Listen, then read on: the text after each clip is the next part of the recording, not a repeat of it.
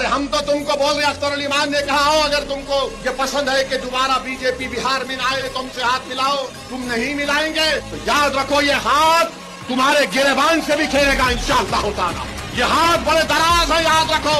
इन हाथों में, इन बाजुओं में अल्लाह ने अपने हबीब के सदक़े में बहुत ताकत दी है। तुम्हारे नौजवानों इस बात को जरूर याद रखना, बैरिस्टर असदुद्दीन ओवैसी साहब हिंदुस्तान का वो शेर है जो किसी से समझौता नहीं करते, किसी बातिल ताकत के सामने बिल्कुल भी नहीं झुकते, किसी के सामने हाथ नहीं जोड़ते, किसी के सामने गिड़गिड़ाते नहीं। लेकिन आज बिहार चुनाव को लेकर गठबंधन में आने के लिए बार बार अपील कर रहे हैं, बार बार रिक्वेस्ट कर रहे हैं कि साहब हमें भी गठबंधन में ले लीजिए, हम भी बीजेपी को हराएंगे। हमसे ज़्यादा अपोज करता कौन है? लेकिन ये लोग इनको इग्नोर कर रहे हैं, अछूत समझ रहे हैं। इसलिए अछूत समझ रहे हैं, इसलिए इग्नोर कर रहे हैं कि इस नौजवानों को हिस्सेदारी देना पड़ जाएगा। जो नौजवान इनके लिए झंडा उठाते आया है, इनको बगल में बिठाना पड़ जाएगा।